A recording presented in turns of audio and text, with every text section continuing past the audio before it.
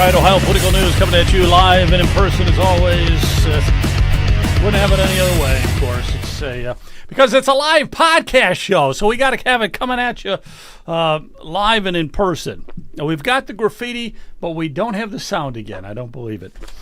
After I spent hours and hours and hours working on that. Anyhow, good to see everybody out there tonight. We're going to be talking about property taxes.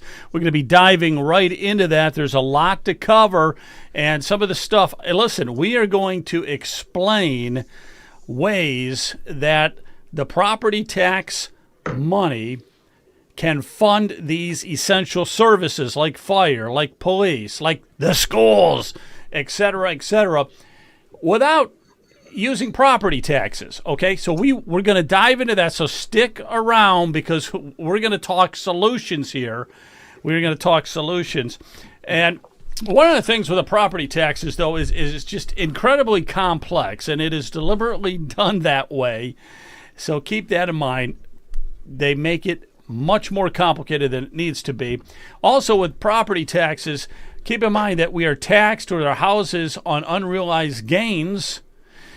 And that ain't right, because they can say, oh, your house just went from $200,000 to $300,000 in value, and all of a sudden you're paying taxes on $300,000. But it's like, wait a minute, this is phantom money, okay? This is an unrealized gain, and I'm paying on it. So who does that in real life except with property taxes?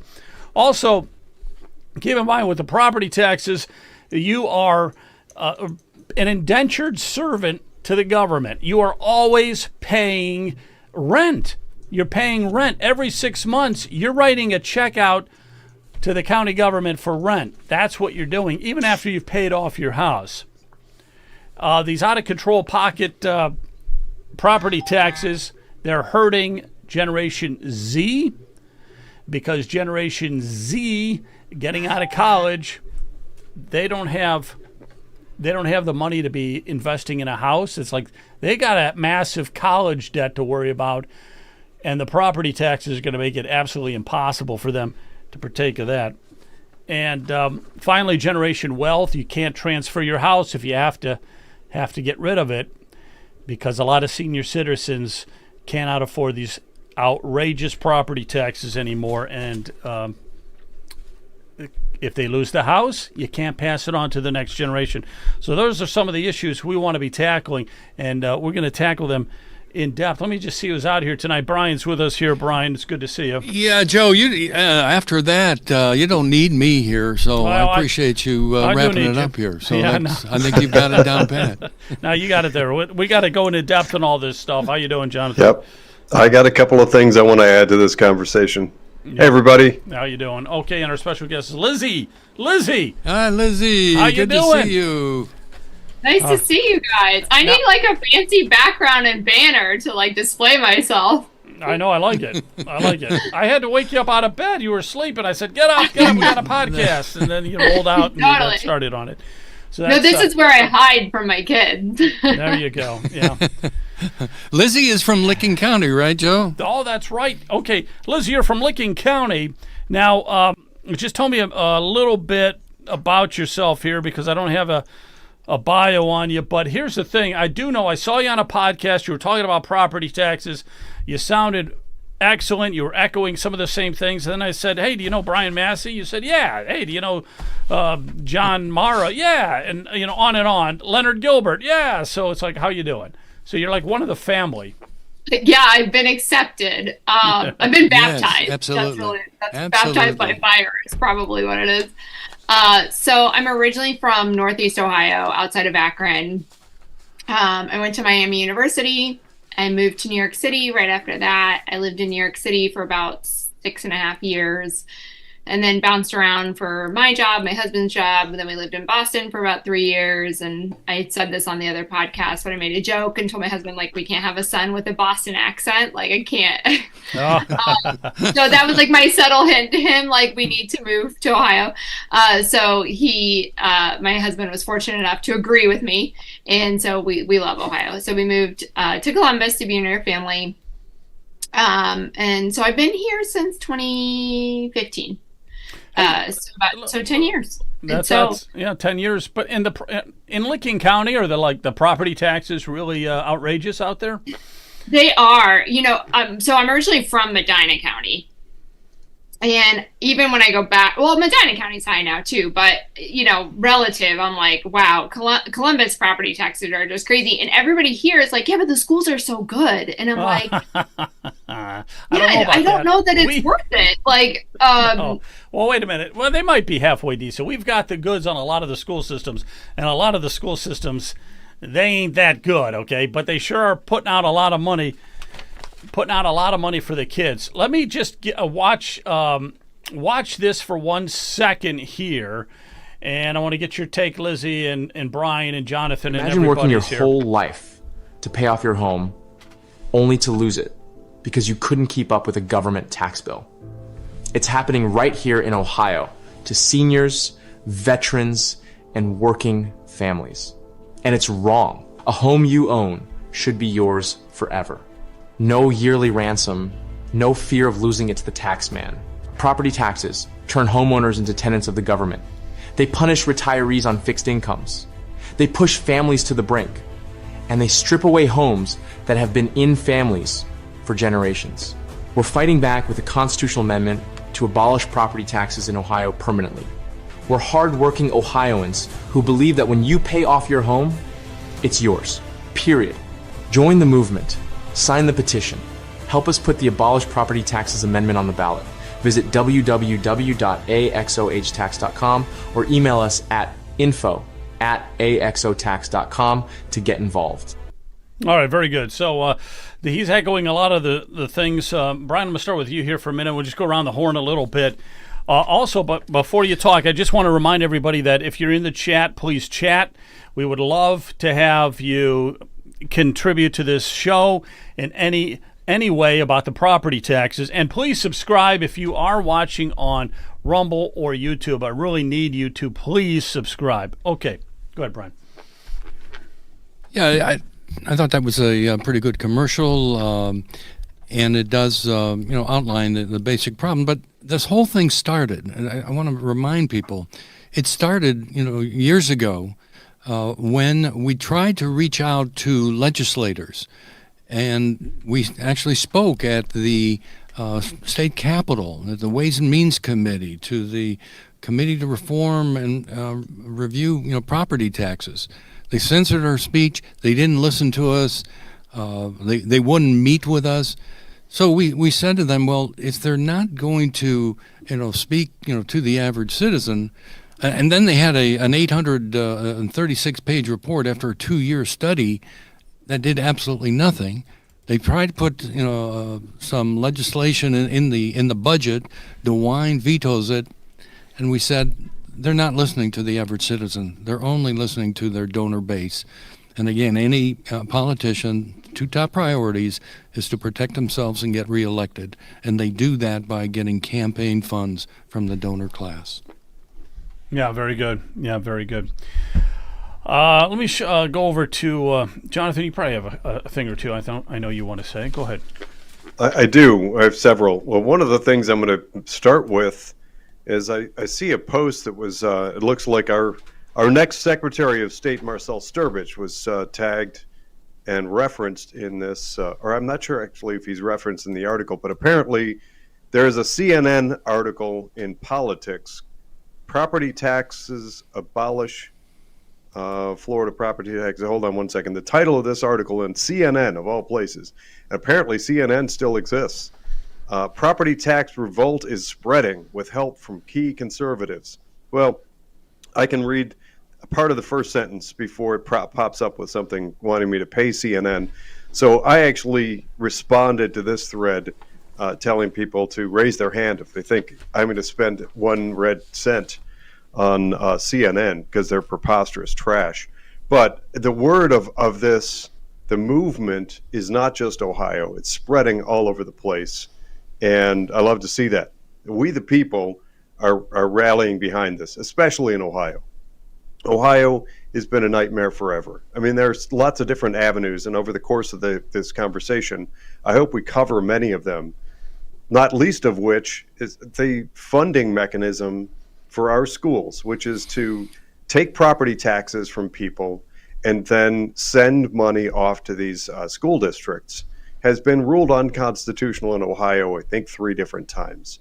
And what that's allowed for, as we lack the appetite and the wherewithal and the spine in our state capital to address this thing and properly and judiciously fund our school districts throughout the state of Ohio, what it's allowed for is this spreading malfeasance. It's academic and fiscal malfeasance. And we can get into that in a few minutes. I'll tell you what I mean by that. And I'll specifically spell out, and I'll use lots of examples all over the state of Ohio, pointing out the lack of academic proficiency. And yes, that includes all those school districts that say, oh, but not us. We're a blue standard, ultra gold ribbon, 5-star. It's all nonsense and hogwash. It's smoke and mirrors. We have school districts all over the state of Ohio. The very best of them are charging astronomical per student annual fees and spending money on everything except education, and the result is terrible. We need to address these things in a much better way, and let's look at it through the lens of Doge. Remember, it wasn't that long ago. It was just a few months ago. The whole world, the country, was on fire for Doge. How do we strip out all the bloat, overspending, and fiscal irresponsibility, the taxpayer fleecing? How do we get rid of that? So for me, all of this discussion, this is just me speaking, this is my perspective, all of this discussion of repealing property taxes in Ohio has embedded in it this beautiful golden nugget of conversation around scaling back the spending. It was, I don't have it right in front of me, but it was only 2019 that our state annual budget was somewhere around $67 billion. We're now at $100 billion. And it seems like we're sliding backward. Everything that our state says that they're spending money on seems to get worse.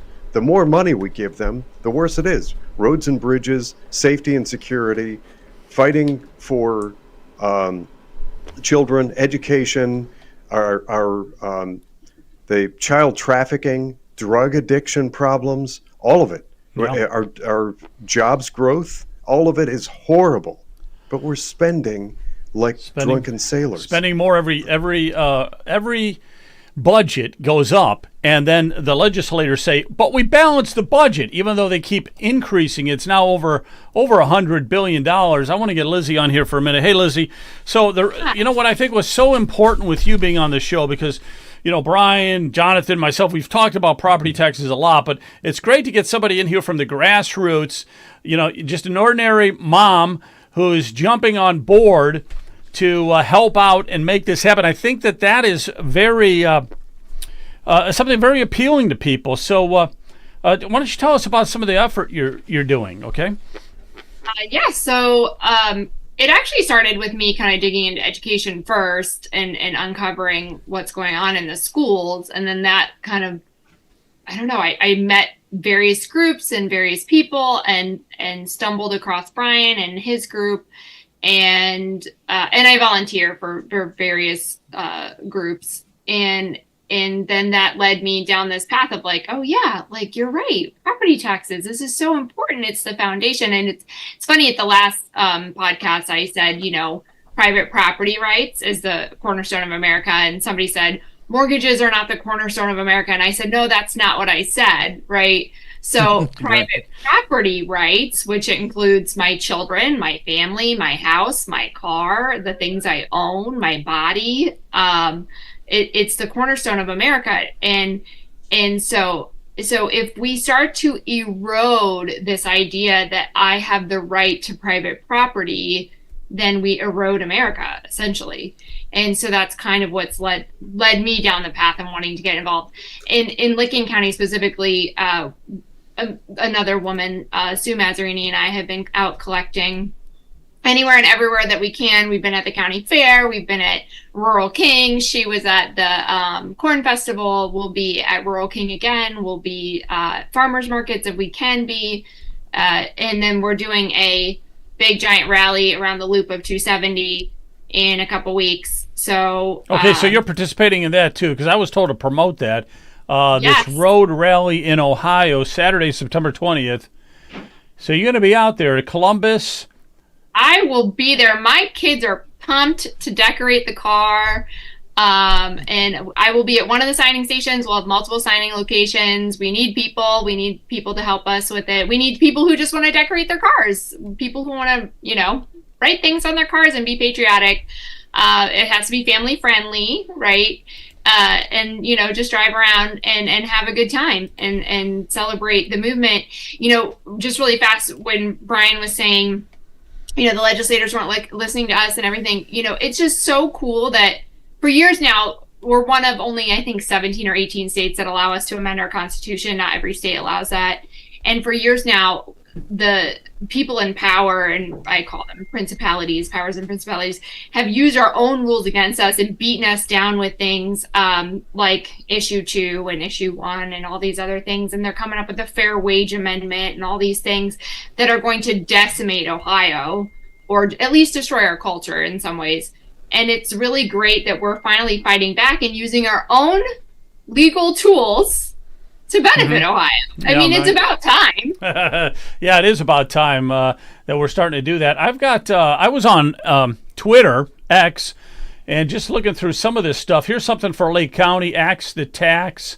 Here's another group. I don't know where they're at, but that was in Clyde. That was at the Clyde Fair. Okay, Clyde. Look at setting up this is all it takes. I guess what I want people to realize is that all you have to do is get yourself one of these 10 by 10 canopy tents, get yourself a signage out there, and start collecting signatures. It is truly a grassroots movement. These guys were at a parade. They said they got 50 signatures real quick at this parade, which is another idea. Here's something, Guernsey, and here's something else. So again, it's people just setting up tables and stuff like that to go at it. We got there's one not far from me. It's been set up for a while now, and apparently it's caused quite a stir here in Geauga County. We have Great Lakes Outdoor Supply, and they have a big parking lot, and apparently there's been a team, not just one, but many people I haven't seen it yet, and I don't have any pictures to share, but hopefully I get some. I'll share them with Joe, and he can put them up. But people have been setting up in front of Great Lakes Outdoor Supply, and people that come in there for their hunting and sporting and camping gear have been, apparently a lot of them are signing. But before you go away, before you cut to somebody else, there's breaking news here. I see a comment from Marcel Sturbich, our next Secretary of State, who tells us that our very one and only Brian Massey is referenced in that CNN article as the epicenter of property tax revolt in Ohio. And of course, CNN's got to call it revolt. So Brian, you've made the radar of the dubious Brian, you CNN. get the confetti. You get the confetti. I gotta get the audio, but I don't know what happened to the audio. But anyhow, you got the confetti. No, I give the glory to God, so no man may boast. I'm just the average citizen. That's all. And I've got to give a big shout out to Lizzie and Sue. I met Sue at the Licking County Fair, I believe it was, and wow, what a patriot she really is. And Sue and Lizzie have. They get lots of applause for organizing this rally down in Columbus. We've notified the local news stations down in Columbus, so hopefully we get a lot of press. We're going to be hopefully live streaming it for Ohio Political News, and we'll try to interview some of the people on the streets and get the real honest opinions of the average citizens that they've had enough of these property taxes. And as Lizzie said, this is a freedom and liberty issue. It's not just the dollars and cents, which is bad enough, but we are trying to save the freedom and liberty for future generations. People should understand that. If you own nothing, will you be happy? And I'm saying you'll just be a serf to the government. Yeah, nobody's going to be happy if we don't own anything. And besides, the government, as we have said, is notorious for wasting our money. Okay, let me just read this, and we'll get back here. But Mark Paquita said something. He says, if we followed the direction of Ohio Supreme Court rulings, rich districts would lose money for things like DEI and SEL. Do you see any of this? Poor rural districts. I don't know, Brian. That might be a question for you, if you. Yeah, I certainly haven't been to all 611 school districts or whatever the number is these days. But I have some of the school districts and some of the smaller school districts. I have seen the SEL. I understand that they're trying to get it out of the schools, but I'm not convinced that's out of all 600 school districts. I still think the DEI and SEL is still a problem. I know in Lake County we've been finding it like mad, and in the Riverside School District and the Mentor School District was terrible with it. And I'm not sure it's out completely. And that has a lot to do with the school board members that you're electing, whether or not they are DEI inclined or not. Yeah. Most of them are, I would say. Most of them are DEI initiatives. But, Lizzie, so I didn't know that, but you're putting together that road rally in Columbus. You're helping with that. I had no idea about that. Let me just put this back up. Okay, you want to tell us any details on it that you're aware of? I am not going to take any credit for it because this is Sue's brainchild. I just told her, yes, this is great. So it's Saturday the 20th. I know that we're lining up. We have a if you go on the website, by the way, it's all on there. We're lining up at a certain place and at early in the morning, and then we're going to loop 270, and then people who are in charge of the signing stations can get off at whatever point. I think we have 4 signing stations, I think was the goal. Pretty much like the 4 quadrants of Columbus.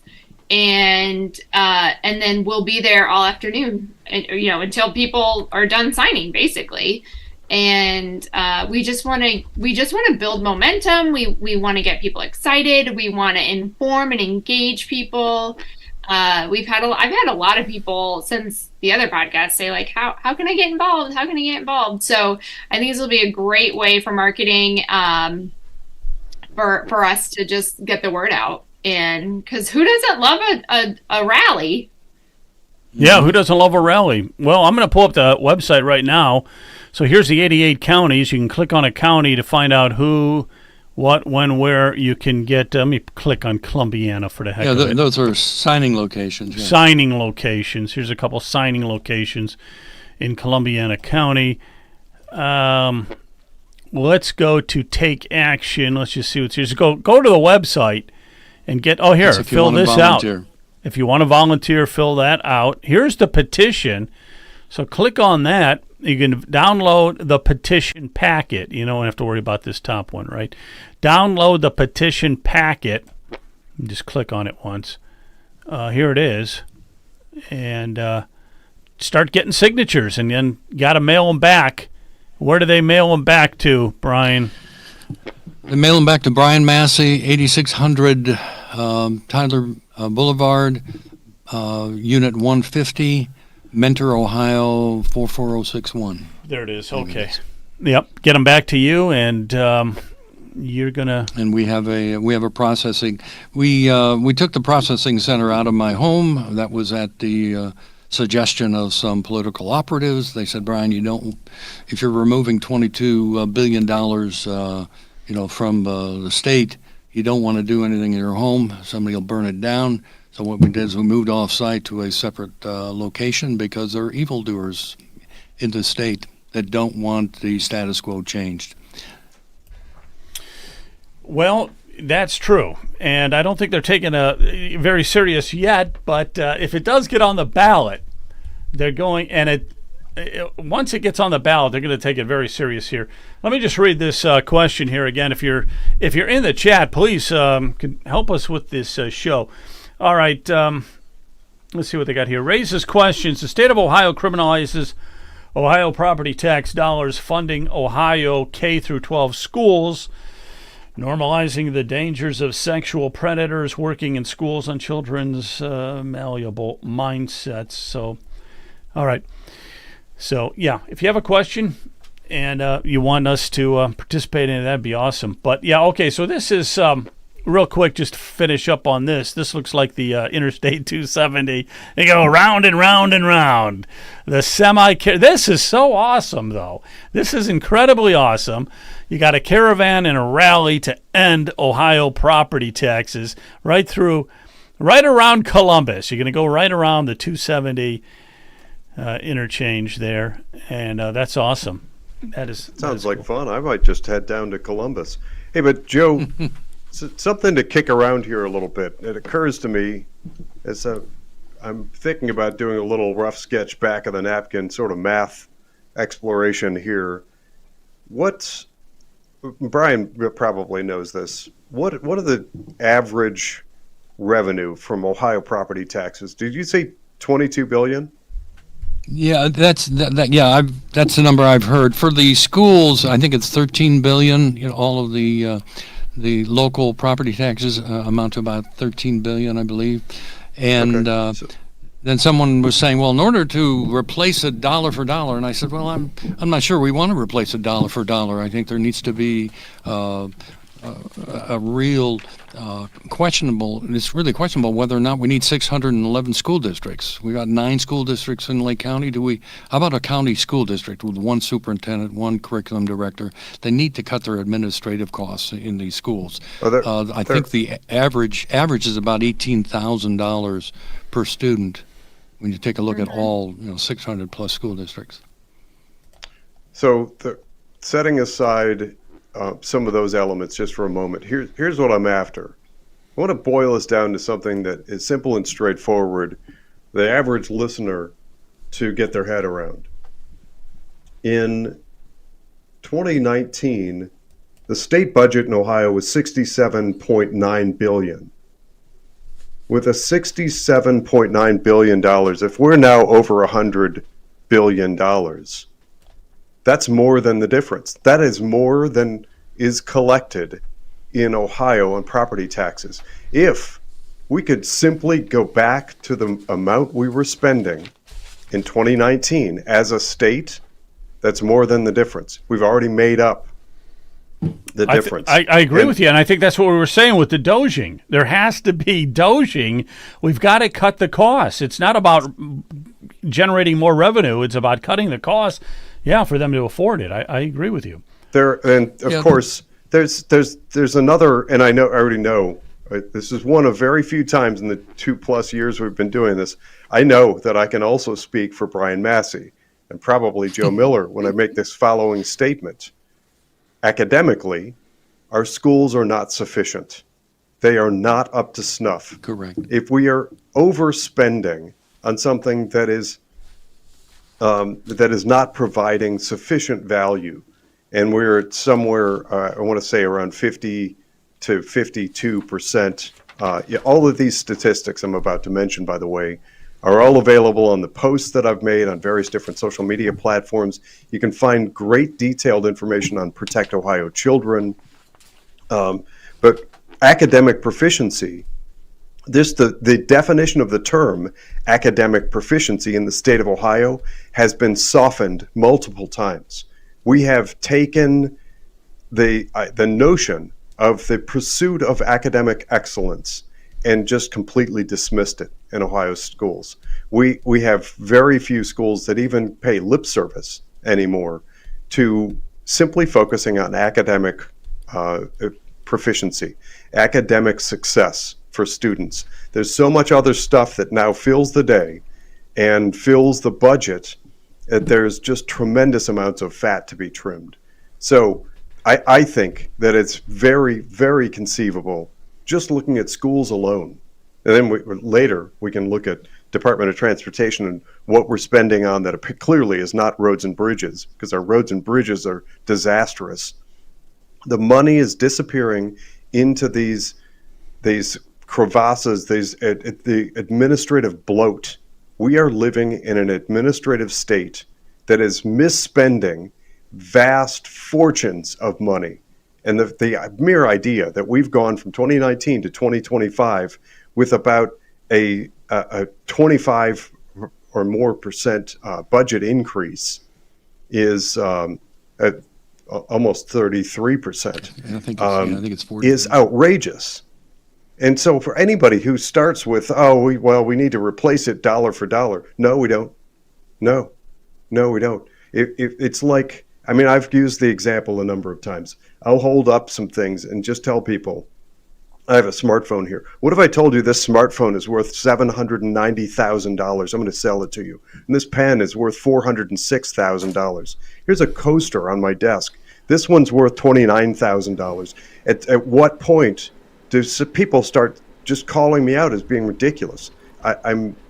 These figures that we get from school districts are ludicrously, preposterously inflated, and the parade of construction that's constantly talked about in the school district. They're constantly rebuilding, renewing, reconstructing, budget overruns, redoing pavement, relighting, putting new lighting fixtures in.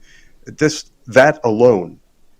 Stop building things. There are places all over the world that are little more than a mud hut with a chalkboard and pads on the floor that are beating us in education. Yeah, at a tiny you're right. fraction of the price. You're right, because I know let me just talk about Cleveland Heights for a minute, because that's where I'm at. It's about $26,000 a kid. You got 5,000 students. They got about $130 million budget revenue that they bring in every year, operating expenses, $130 million, and they spend about 84%, according to the CUP report, 84% on salaries, 84, and around 6 to 8% goes directly to the students. So when you pass a levy, about 6 to 8% of it is actually helping the kids. But that's their whole mantra. Do it for the kids, do it for the kids. It's all for salaries, and they keep hiring more and more people. But I got something else I want to say here, because I got this CNN article that was just texted, and I want to just say something here. So they were talking to Ron DeSantis in Florida, because he's very serious about abolishing property taxes out there. And he says, we're probably the only state that could pull this off, DeSantis said. And he's talking to CNN. This is on CNN. He says, well, the reason that they can pull it off is why? I think because they have tourism, large tourism. They have a lot of rental houses, beach houses, and things like that. According to him, those are ways that could be pulled off. In Ohio, Brian Massey, who leads a citizen group pushing to abolish property taxes, suggested charging fees for fire departments, calls, adding more toll roads, selling annual park and library passes, but he also, those concerned about the unknown should be troubled by the status quo's effect to struggling families and seniors on fixed incomes. Brian says, Joe, I've got to correct that. Okay, so I'll let you speak. I got it right here. This is what you said. I don't care what you say. Yeah, this is what you said. Okay. But you said I spent $100,000. As long as CNN said it. It's in black and white. Yeah, you said I spent $100,000. You said in property taxes for a school that I've never used. You can't continue to suck the lifeblood out of the community. Those are your words. I know they are. Yeah, well, but not all. I didn't say anything about roads, but the more that I think about it, I think they could be right. I think I'd be sold on that. But I did not mention what I was talking about was to the CNN reporter was that people are asking me, well, what about police and fire and roads and bridges? I said, we're not anarchists. We're going to pay for reasonable government services. Just send me a bill. You just can't tie it to my home. What? Why don't the government officials understand that? This is my home. The government should not be in the property valuation business. Why are they spending all of the, I think Lizzie and I have just figured out, they're spending over $170 million probably a year to third-party appraisal companies to appraise these properties, and they're controlling the destiny of the citizens, but they're not accountable to the citizens. And like I said, I think we had a Boston Tea Party a few years back that, had that same issue. So I'm trying to tell all of the townships, send me a bill, but break it down. I want to know how much I'm paying for police, fire, and the roads and the other services. Just don't send me one lump sum that says you're paying $2,100. Yes, in the 20 years that I've been in my current home, I've paid over $100,000 for education in the in Lee County, and I've never used any other services. So how much more am I supposed to pay? Am I supposed to go bankrupt? Funding these schools is that the goal of the government? I don't think it's acceptable. Yeah, you paid $100,000. They probably haven't even sent you a postcard or a thank you or anything like that. No, I didn't even get a ticket to a football game. Really, for $100,000, you think they would provide you with something? So, Lizzie, when you're out there collecting signatures, let me just get your perspective on this. And you're talking to people. What are some of the things that they're saying? Are they just signing it, or they have questions when they sign the petition? What have you noticed? I'd say there's three camps. So there are the people who come marching up, and I know they already know what they're doing. And I'm like, you're here to sign. And they're like, yeah, we mean business, right? And those are the people who are like, who wouldn't sign? This is crazy. And then I'd say the second camp are people who are like, well, I'd like to sign, but I need to know more. And I just want to know how you guys are going to do X, Y, and Z and blah, blah, blah, blah. And then we do occasionally get the scolding from someone, a hater, and I'm totally open to civil discourse, by the way. But most of these people, they already know that they don't want to support it. They're just coming in to start a fight. So, but for the most part, I would say people, they are aware of it. They've heard about it through Facebook or friends or whatever, and they're seeking us out to sign it. No questions asked. They're not worried about where the money is going to come from because, like I tell people, has the government ever run out of money? They always find a way to generate money. Like, I'm not worried. Yeah, they're going to find a way. Yeah. They're going to find a way to take our money. Yeah. And what I tell people, too, is like, by the way, if this gets on and passes, like, this is just the beginning of us reconstructing Ohio, which, somebody called me like a Wild West libertarian. And I'm like, no, but these are like, as Jonathan pointed out, these are like really important conversations that we have to have about spending. It's not only administrative costs are totally bloated, but school enrollment is down. So we're down about 10% across the board. And yet we've hired more and more administrators. And you're like, but for what? Because they don't directly contribute to your child's success. They just shuffle paper, right? I hate to say that about those people, but it's true. So, we are going to have some like really what I call tough daddy talks about, how much of this spending actually needs to be replaced versus eliminating entirely. And you could start with the as Brian and I said, the $176 million that we spend on real estate assessments that are third-partied out for your homes. Right there, you save this state. I mean, right. That's crazy. I got you. We're going to find a lot of ways to do that. Let me just play this one thing right here. And property taxes are abolished. Why didn't you come up with a plan to replace that, or say replace property taxes with sales taxes? I mean, the chaos that could result here. Okay, I got to play that because I love that from that Karen Kassler, where she's saying, why didn't you come up with a way to solve the issue if you're going to abolish property taxes, Brian? Why the hell did you come up with a solution? Brian, that's what I want to know. Solve it.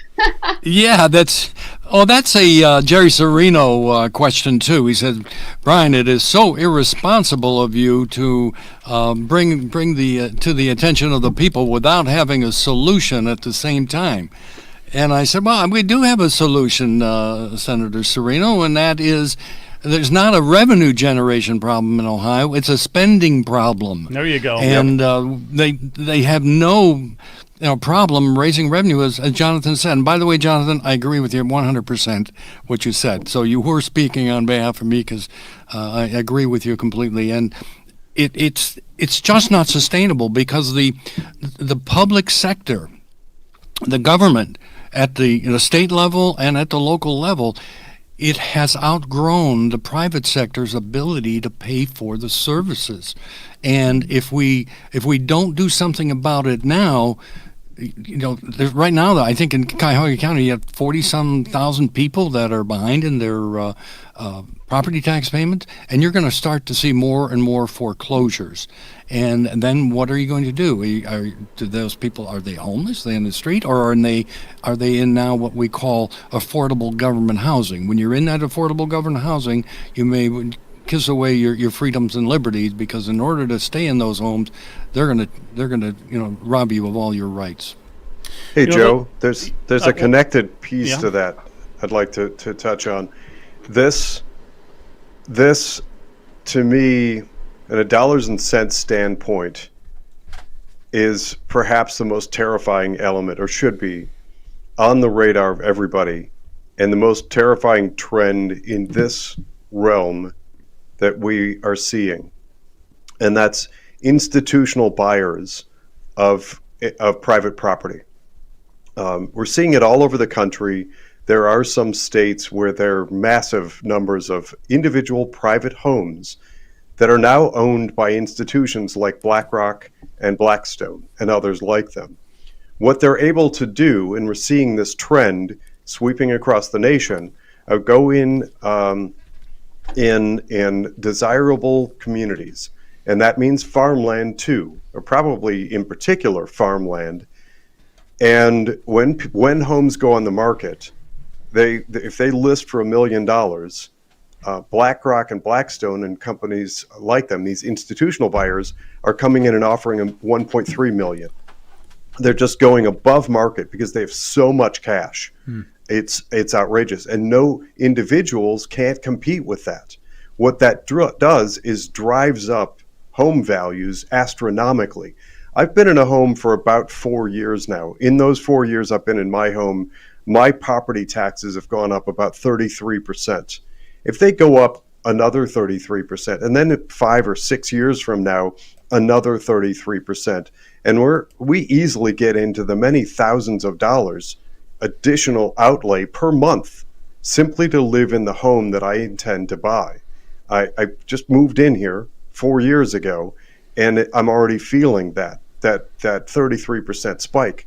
But let's say, imagine for a moment that you have foreclosures all around you, and you get institutional buyers that come in and overspend, driving up average comparable home prices. And part of this gets into the valuation process. But let's say, for instance, imagine, listener, that you live in a home that's worth $200,000. A few years from now, if you get a lot of these BlackRock types of companies that start buying the homes all around you, but instead of spending $200,000, they're spending $300,000.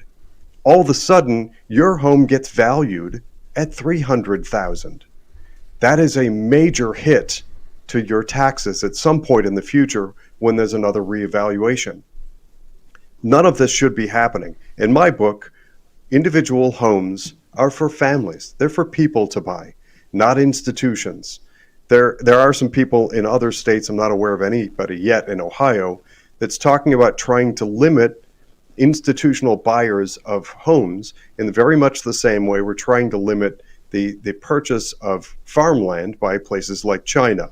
That's another issue, but similar, because we have bad actors buying property that impacts us, and we don't seem to have the right types of security-focused gatekeepers and people looking long-term at what the implications of these types of things are.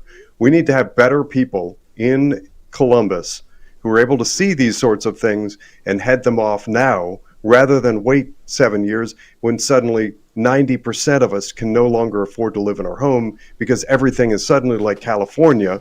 Your one bedroom, 900 square foot place is worth $1 million supposedly. Nobody can afford the taxes on those. It drives everybody into homelessness. Yeah, Jonathan, that was true in Licking County when I was down speaking to the Patriots in Licking County with Lizzie. They were telling me that their farmland has been jacked up in which, because people coming in, I think it was because of Intel was coming in, and that was increasing the value of the land, and that was impacting their property taxes. So that is very true. Someone keeps putting about how are we going to fund the schools, and like we said, the Ohio Constitution said the funding of the schools is the responsibility of the state. The state doesn't have any trouble, raising revenue, so the state officials should be paying for the schools. And it doesn't end. Again, the DeRolf case. We've talked about that DeRolf case. I did see an interview where someone was talking to a legislator, and they said, well, the DeRolf case has been settled, and now this new funding formula that was developed it now makes it constitutional. Well, it doesn't make it constitutional at all. It just hasn't been challenged with the Supreme Court. So there's an awful lot of misinformation that's coming out of Columbus, like the way they're just satisfied with the way that they're funding schools right now, and it's not. And a lot of the problems too, for the local school districts, I have to say that they may be hiring administrators because the state is demanding of the schools to keep track of things that they really don't need to keep track of, and that is, adding additional costs to the schools. So the state and the State Board of Education bears some of the brunt of that criticism. Yeah. And one thing I'll point out for purposes of the people who are posing that question, and it's understandable, is we've sort of been lulled into, we've migrated into this concept that whatever it is your local school is spending is somehow reasonable. And it probably, most people in whatever community they live in, with rare exception, have this general sense that maybe the school could use some more money, because that's a constant drumbeat from these school districts. However, I encourage everybody to go to protectohiochildren.com. It's either .com or .org, doesn't matter. It'll redirect, type what protectohiochildren.com. In the upper right-hand corner, you'll see a drop-down. Go to the Academic Accountability Project.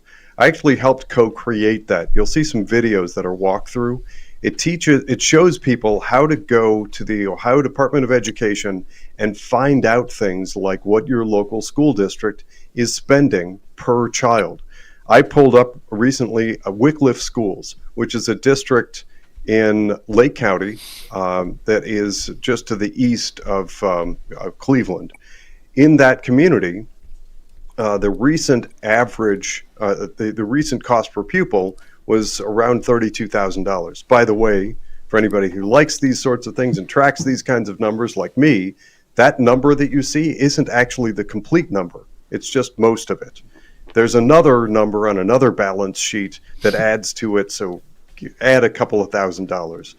But whatever that number is, $20,000, $25,000, $32,000, $40,000. We have school districts in Ohio that are over $40,000 per pupil per year for what I like to refer to as barely literate.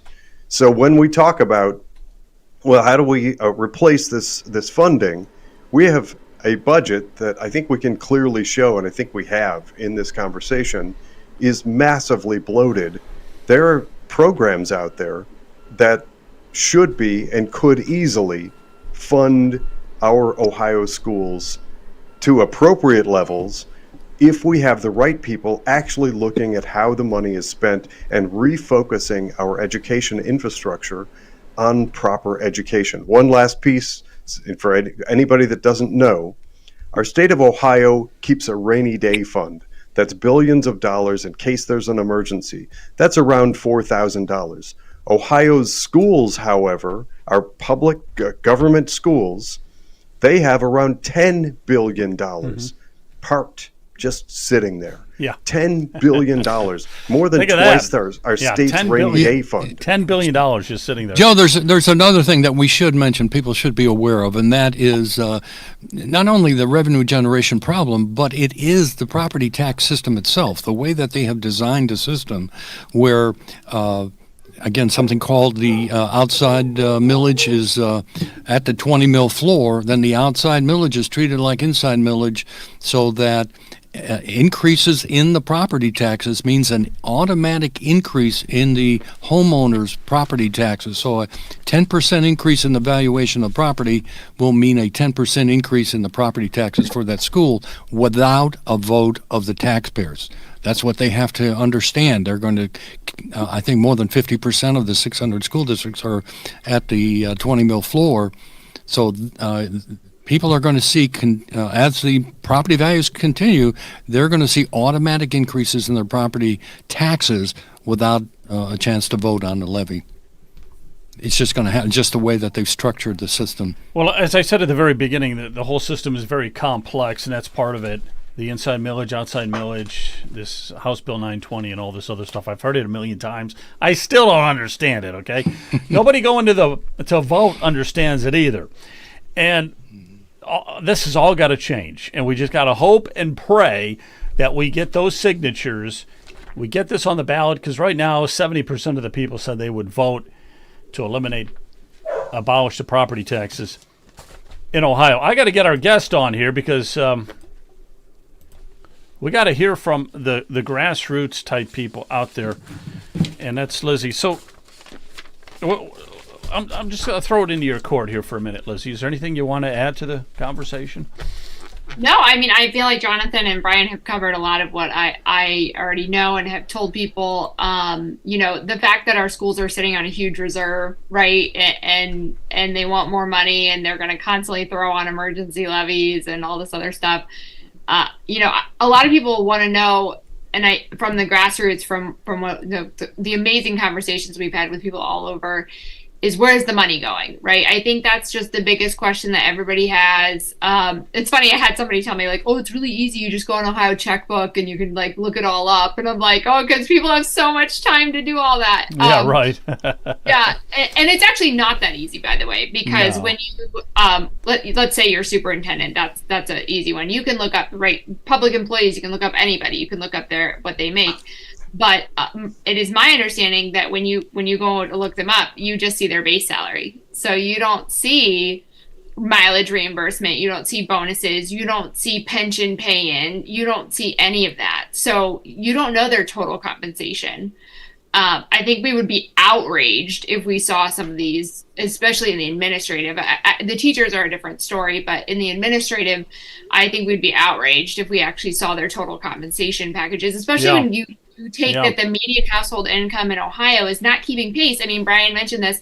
So in Ohio, if you go, my favorite website has become lsc.ohio.gov, Legislative Service Commission. Like, they put out so many fancy charts and graphs, and you can look everything up.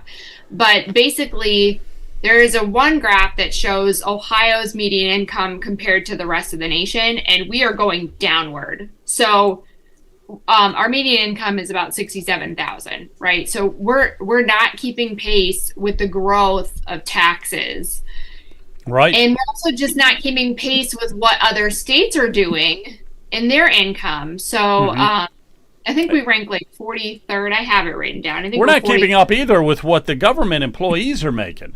I mean, the government employees are making way more than that $67,000, and these administrators are making 3 times that amount of money. Right. But it's all coming from us. It's our property tax money going to them. So let me, when somebody asks you, how are you going to fund schools, what would you tell them?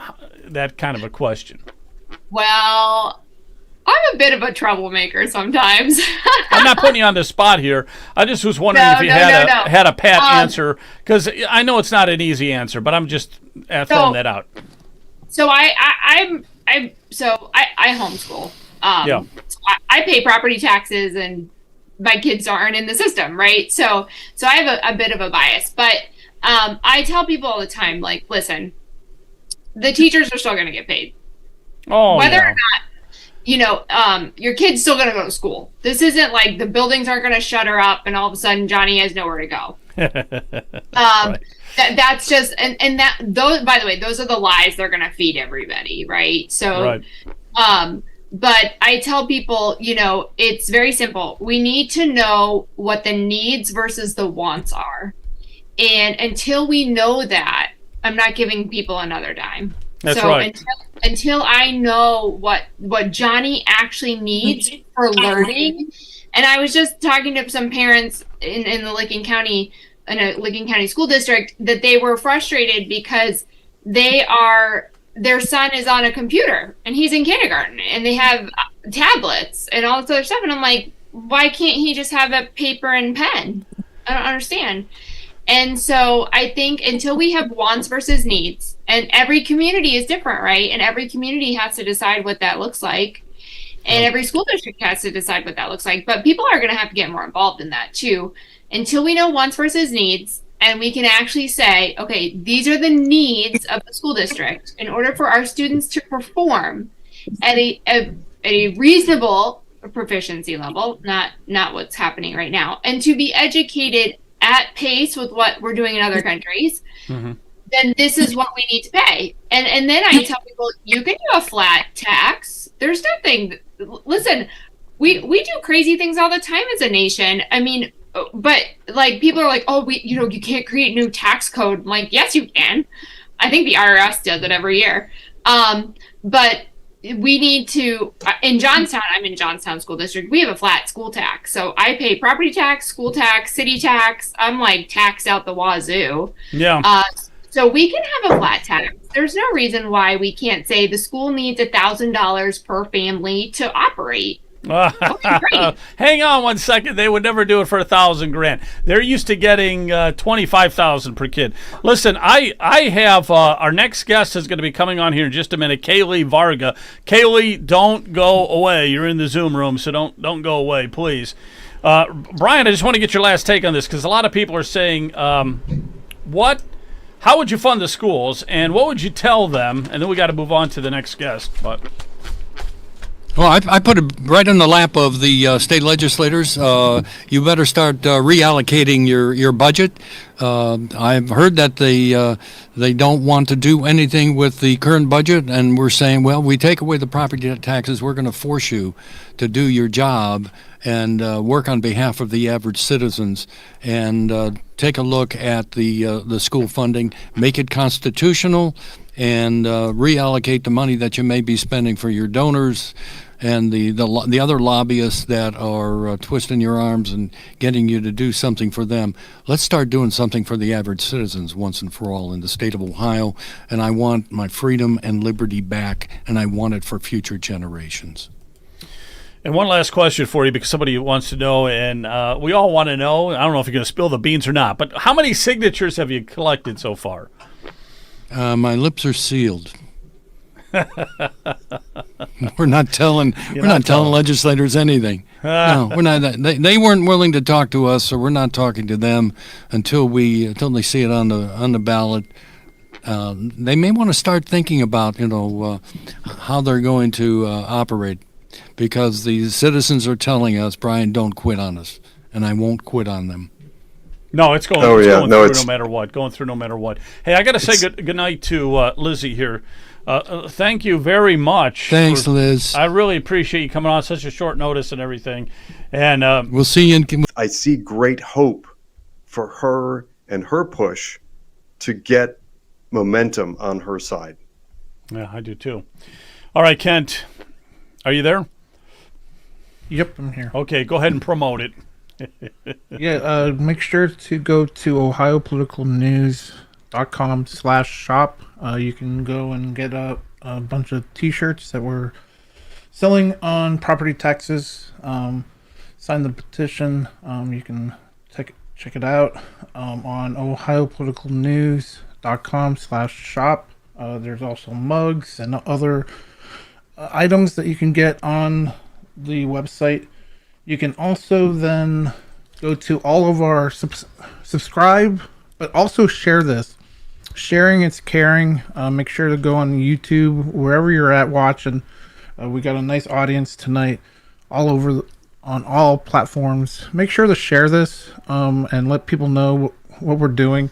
And if you are on Rumble, we're on Facebook. On Facebook, you can send stars, and it does cost money to do this. So if you can support us, there's Rumble Rants. If you go on Rumble and you're on Rumble, In the chat area down at the bottom left corner, you can send a Rumble rant. We appreciate that. So just please, if you can, and then on the website, ohiopoliticalnews.com, right at the top, there's a donation button. If you can donate, we really, that helps us to continue to do what we're doing, especially to go out and, live stream what we're trying to do, get the word out with property taxes and other issues that are happening around Ohio. Please let us know. And then you can also go to joe at ohiopoliticalnews.com. And if you know of anything going on in the state that you want to share, please let us know. Just like tonight, there's a lot of, citizens activists, and we are, hoping to get the word out for everybody. So make sure to do that too. But make sure we go to the. We're selling a couple shirts, so we appreciate everybody that's have already bought their own. Oh, you know what, Kent? Was... With the shirt, Brian said it's okay. We put our logo like on the back or in the front somewhere if we want to do that. Sure. Oh yeah. We could add that to the shirt if you like. Yeah. But, they look good. Look great. And is it a good shirt for $25? Yeah. Yeah, it's a great. I mean, it looks I'm great. going to be sending a bunch. Great, yeah, I'm going to be sending a bunch to Brian so he can take them out and share them. And definitely take a look at it. And we have other mugs and everything on the website. So take a look at ohiopoliticalnews.com/shop.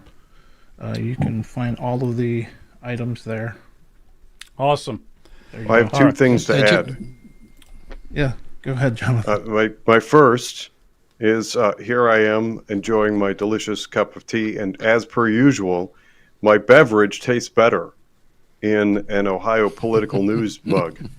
The other is, interestingly, I had a message. I received a direct message from conservative radio show host Bob France asking about the Ohio Register.